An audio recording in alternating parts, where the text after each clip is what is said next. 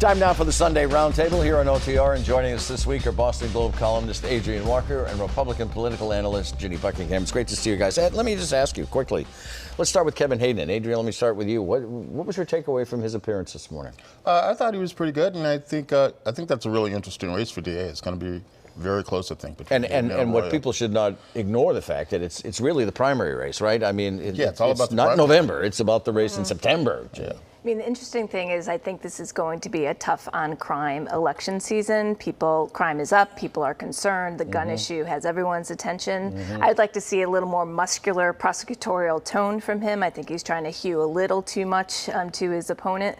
But in general, I think he's doing a good job. Does the issue that the mayor has endorsed Ricardo Arroyo create a little tension in the office? I think it creates a little tension, but to Jenny's point, I mean, I think the issue is that he's coming behind a very popular progressive prosecutor, and he's more moderate than she is, but I think everybody's a little wary of going too far in the tough on crime direction. And we can't discount that his opponent has been on the ballot in Boston before, and that's going to matter. People know his name. Yep.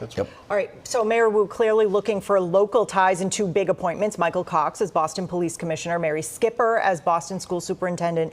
Smart moves, Ginny?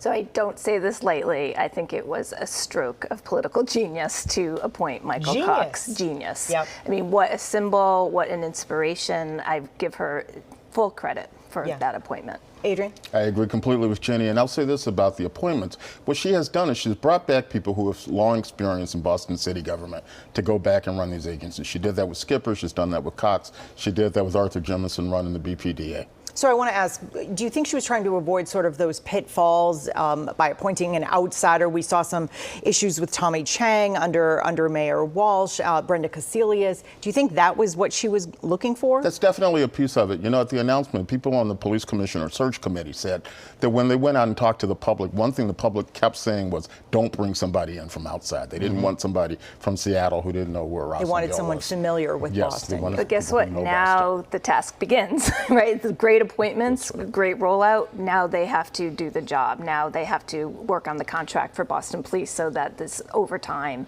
and the silence issues, everything has to get addressed. Same with the schools. Great appointments, but now go to work. All right, the next issue is the governor's office and the lieutenant governor's office. The Salem Mayor Kim Driscoll, who was running for lieutenant governor, she was in this chair just a couple of weeks ago, has endorsed the Attorney General Maura Healey, who is running for governor, yet Healey has not chosen to pair up with any of the Democratic LG candidates before the primary. Ginny, let me start with you. How do you read this endorsement?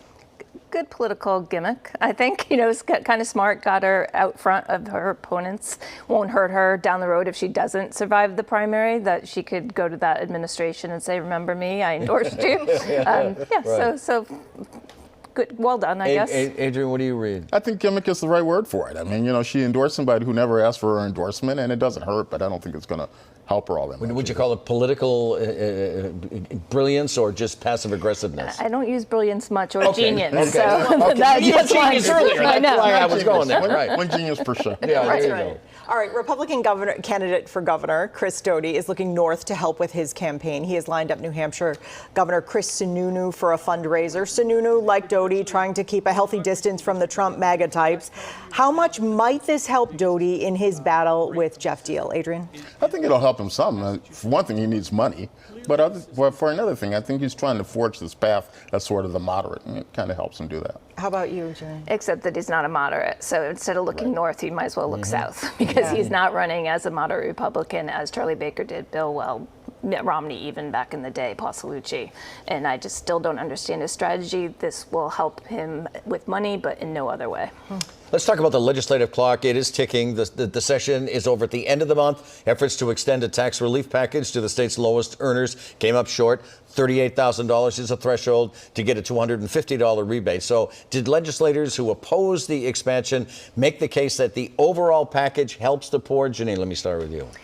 Yes, I suppose they did, but I don't understand why they're not going even farther and why they aren't helping the middle class as well. They're brimming over with money Right. at Beacon Hill, and you see other states doing, big checks to every citizen in this state, and we're not doing anything like that. So I'm glad they're doing something, but they could be doing a lot Adrian, more. what do you think? I agree completely. If you're going to do this, why do it in this sort of half-baked fashion? I don't understand the 38,000 threshold. I don't think they made a really good case for it. It seems like an arbitrary number, but obviously 38,000 was something they must have calculated. So do you think this will pass before the end of the session? Yes, I do think it'll pass. Flat out, yes. You think it'll Absolutely, pass? yes. They Jenny? can't not pass it. I mean, Right. what are they going to do Right. with all that money? They can't even Right. spend it. Right. We continue on the record. Stay with us.